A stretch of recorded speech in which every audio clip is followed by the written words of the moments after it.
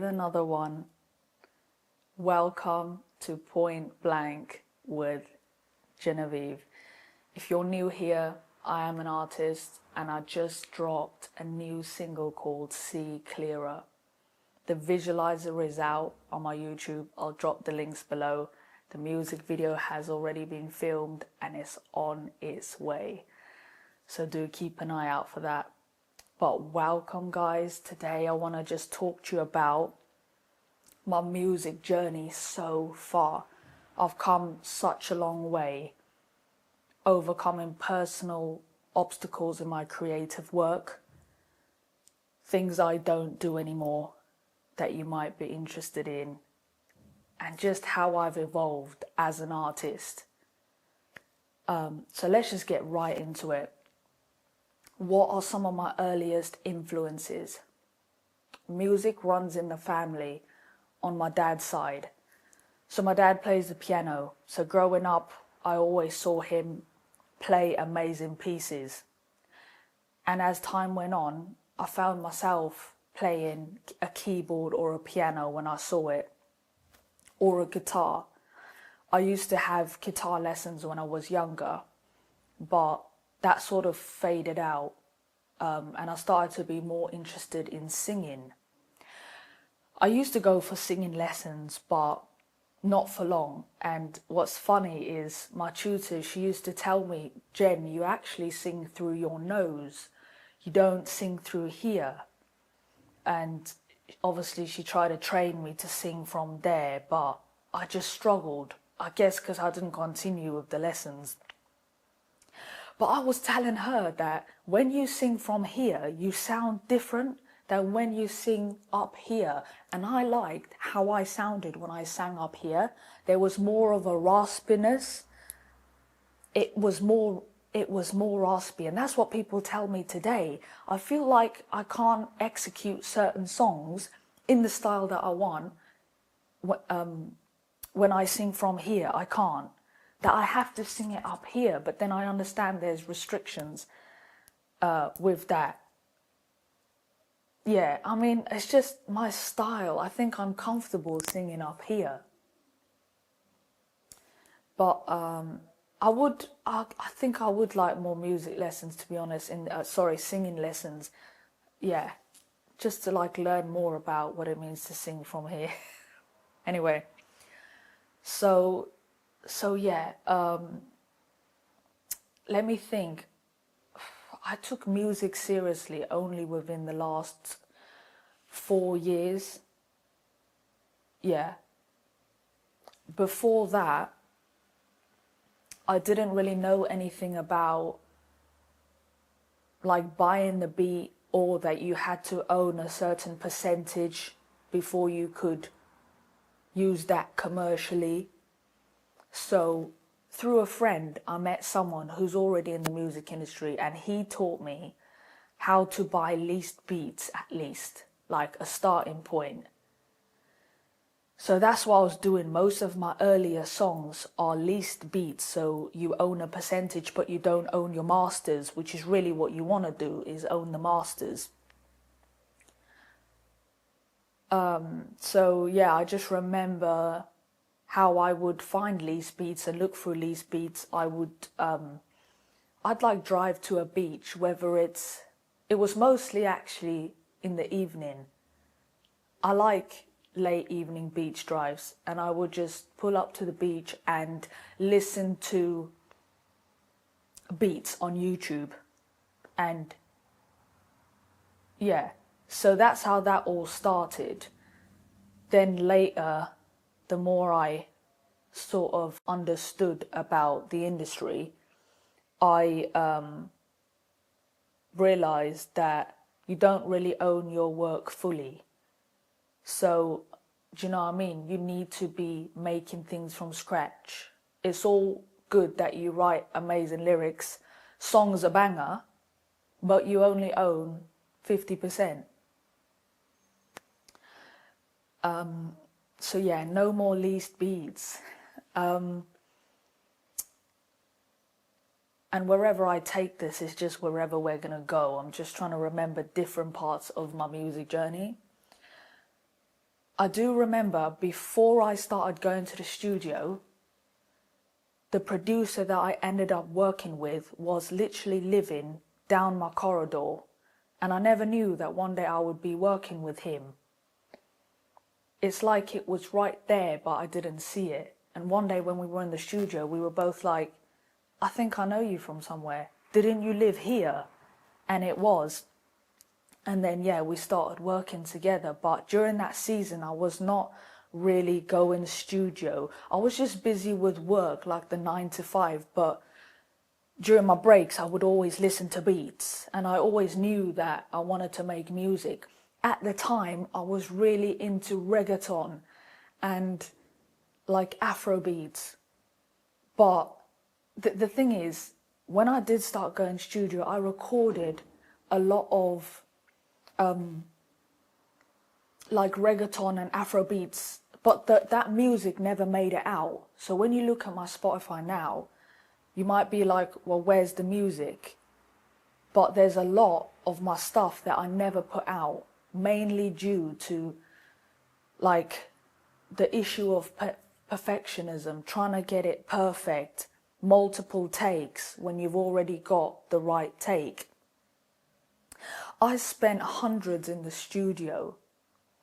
And if I could go back now, once I was already comfortable in my sound and who I wanted to be as an artist, I wish I home recorded a lot earlier, because I would have saved myself hundreds. Because you can always home record, and then like on a decent mic, I had a decent mic, and then you can get it mixed and mastered professionally. Like I wouldn't attempt it myself. I do think leave certain things to people who know what they're doing, because you see all these artists, yeah, you're on the come up, but you're making all this music, you're doing everything at home, but it sounds trash because you didn't get it mixed properly and mastered, and it's coming to that place of understanding you can't do everything. So I was happy to keep paying and paying because I didn't really want to do all the technical stuff.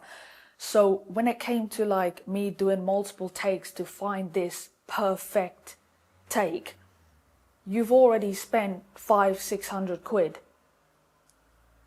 The studio I was going to was really good though. Like they were saying to me, we don't want your money. We want you to come to a place of understanding. This is really good. If you put this out right now, this would be great, Jen. You sound great. But you are your worst own enemy. Do you know what I mean? And that's the biggest thing I have partly overcome. I'm definitely a lot better. Like, I'll do my takes and I'll tell myself, like, at home, 20 takes max, no more. You have to find the perfect take in that 20 takes. And then I've managed to convince myself, like, to find something, because otherwise you'll just be there all day and your work will never get out. I never used to set those boundaries for myself, though. So, yeah, eventually I stopped going studio and I started to home record, which is what I'm doing now. So my track Blackout that I released, that was recorded at home in my kitchen, funnily enough, because I was still setting up like a type of home studio, but I just recorded it in the kitchen. So yeah, if you want to go give Blackout a listen, let me know what you think. Who's That Girl? I recorded that at home. That one I dropped recently as well, like just couple months ago. See Clearer I recorded at home with the same mic that survived a house fire. If you haven't listened to my house fire story, do go check it out. I had to relocate completely, start the home studio again, which is the main delay for my debut album. I've got 9 tracks on the album and I recorded it before the fire and tried to finish it after the house fire, but there's just been so much delay in the project coming out. But it's going to be absolutely epic when I do drop it. So let me just think. So this is the thing with persistence. I knew I was going to get somewhere, but it's like you don't know what's going to happen along the journey. So I wasn't thinking at some point the best thing for me would be management, for someone to manage me and help me to make decisions in my creative work. So I got discovered by my manager when a platform called Gospel Hydration was pushing my music along with other amazing artists. And I did a live performance with Gospel Hydration and was just in the community. And during the time, I'm not a producer, right? But I produced this track called Transcend, which now when I listen to it, I think it sounds terrible, mainly because I feel like the arrangement of the instruments, the mixing, obviously, like, yeah, it needs work. But anyway, I created that track in my bedroom, and yeah, one day, I guess the person that discovered me on that platform was just scrolling and was like, who's this? And they reached out to me and said, have you got management? And the rest is history. So now I've got a manager, and it was in that point that everything changed for me. Because a good manager will always check the work that you're putting out. Is it up to industry standard? They don't leave you to your own device. So like the multiple take thing, at some point, you need somebody that's going to tell you that's not healthy. Your song sounds amazing, put it out. But it's building trust with the artist so that they actually believe that you know what you're talking about. And as an artist, you look at the manager's catalogue and you see, well, what have they been doing? What accolades have they got in the industry? And so if there's consistency of the manager working with other artists, shooting music videos, shooting them to a high quality, they've got contacts, it's worth giving that person a chance. And that's what I did. I didn't realize that I actually needed a manager, but that was just the best thing for me because it makes the work a lot lighter. Now, they're not going to do for you what you're supposed to do. Without the music, nothing can be done. But it's having someone on board that sees your potential and helps you to not waste time or to spend too long on something, meeting deadlines. And I guess I like to try multiple things all at once. So I'll have multiple projects that I'm doing. Half of them don't get finished. Do you know what I mean? So it's starting something and finishing it. So yeah, since being managed, we shot amazing visuals for my track Thief in the Night. We went all the way to Iceland. I'm going to make a different video on that, how much that project actually cost me. And that was a prime example of like how having management helped me to make better decisions with my money. Because the money that I put into the Iceland project, I could have dropped an album by now, but I spent that on one track. So I do want to break that down. But with management, we shot amazing visuals in Iceland, so do go check out Thief in the Night. We shot amazing visuals in London Piccadilly for Blackout. And Who's That Girl, we shot in a palace. That's going to be on the debut album. And we shot See Clearer. So those are the songs that I did with management, and you can obviously see the progression of my work. And that leads me into the next thing to say. There's a song that I released called Go Back when I absolutely destroyed the visuals. We, at the time, the people I was working with, the creatives, we rented a Red Cam, which is what I shoot on now. It's like a proper film camera. We rented that, shot at an amazing location. Like one of the guys scouted like a traffic tree light location. We wanted it to symbolize the Garden of Eden if we knew what it looked like. And the whole idea of having to make a decision, do I go, do I stop, type thing. So it was a nice location, shot on red cam. When it came to releasing a music video, I added an effect in Premiere Pro, like a pixelated effect. I wanted it to look like a bit anime. And instead of paying someone to do that, I did it, right? Because, like, obviously, at this time I've got a degree in photography and I've done film editing, but I didn't know how to use this effect. So that's the issue, is when you think you can do everything. So I whacked on this effect on the whole music video and put it out. No one said to me, "You've crushed the music video, what have you done, Jen?" Everyone just liked the song. But that's what management won't pass. They will not let you put out, someone of high industry standard will not let you put out footage that was shot on a red cam, crushed, as the official music video, you know? So that was my biggest regret, is ruining my own work and not having someone that actually held me accountable for it. I would rather someone tell me, "Your work looks crap, mate, that's not going out," than, "Yeah, we love the song," and not really saying anything about the visuals that look dreadful. They look dreadful, mate. I think I removed Go Back off of my platforms because of that reason. Same thing with my song years ago, Rest Assured. I crushed the music video with too much saturation.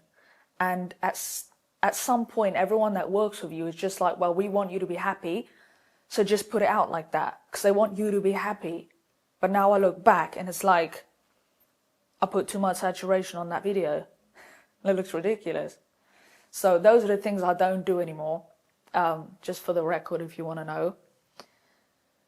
Let me think, because it's just been a whirlwind. Should have had an album out.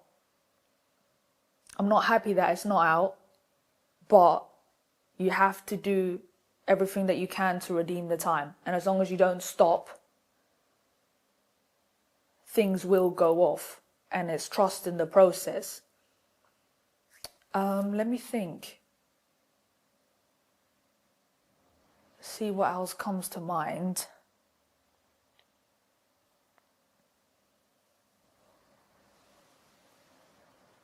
I think I might have to leave it here if nothing else is coming to mind.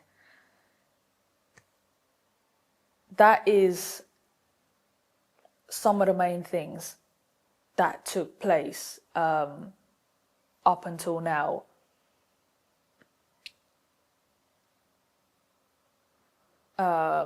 Let me just think though. Yeah, I might leave it there. I think that is it. I think that is actually it. Like, going from least beats to understanding I needed to own my masters. Now home recording, you know, you're saving hundreds. You're able to go back to the emotion that you were feeling and really be in that moment where, if you're in the studio just paying, you're conscious of the fact that you're paying, so you're not really present with that moment. So you can definitely be a lot more authentic with your recording, which is what I'm doing now. So the album that's coming out, people haven't heard me in that way, but the more they listen to you, they understand your story. And so I'm just really glad that, you know, like the whole home recording thing, I think every artist, once you're comfortable in who you are and the type of sound you want to put out, yeah, just do home record and then get it mixed and mastered professionally. But yeah, guys, that was just a little bit about my music journey. What I also wanted to say that just came to mind is music inspiration, how my sound and image has changed a lot. That is what I wanted to talk about. In my music video, All My Life, I had a very dark look, and it was a drill track, and that actually made it onto the UK platform Link Up TV. So that was a major win for me, to get it onto Link Up TV. So if you haven't watched it, I've actually pinned it to my YouTube, but it's also on their platform, Genevive All My Life. But my image, I swear what you listen to is what you become. So I was listening to a lot of grime, a lot of rap, and so my image became that. It was a lot darker, it was a lot more masculine. And that's an extreme contrast from my song Who TG, when it's complete feminine. If you can go watch my Who's That Go about this song podcast, where I talk about, just embodying the whole female aspect.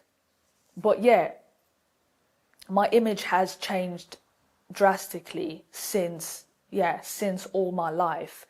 And what you listen to is what you become. So when I stopped listening to that genre, like grime and all of that stuff, like listening to that music, like, is the reason I wore more tracksuits, wore more hoodies and all of that stuff. So I'm glad that I'm not in that era anymore. Like, been there, done that. I would not go back to that. But we shot that music video in at a palace. So do go check out the visuals. It was actually filmed by someone who films movies. They don't actually shoot music videos. But it was in the summer, it was completely packed. And just to get a scene, for like any scene that you see in the music video, we had to wait like 15 minutes before you could get a chance. But obviously, most people that go there to have a picture, you just pose and you go. For us to do a whole take, obviously, like, some people are waiting, and we try to accommodate everything around us and not take up too much time. But at the time, I just did what I did because there was a lot of the terrain in the music video suited what I was saying in the song. And I do need to make another podcast actually just talking about the meaning of the song of All My Life, because the lyrics are something like, all my life I've been like this, no one tell me different. And I did want to talk about what that actually meant.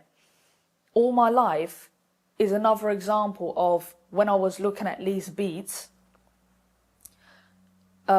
just after the gym in my car, I found a Lee's beat and wrote to it and put it out there. And that is, I think it's one of the most liked songs, to be honest. So that made it on to Link Up TV, and that was great. So if we're talking about progression in my music, that gave me a lot of traction and followers from that.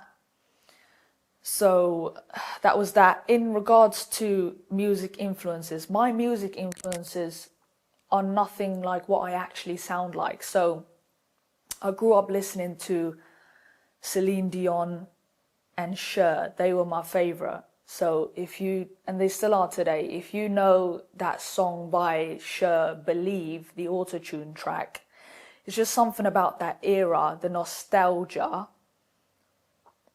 the timelessness of the music. So even with Celine Dion, the timeless sound, the vocals are clear.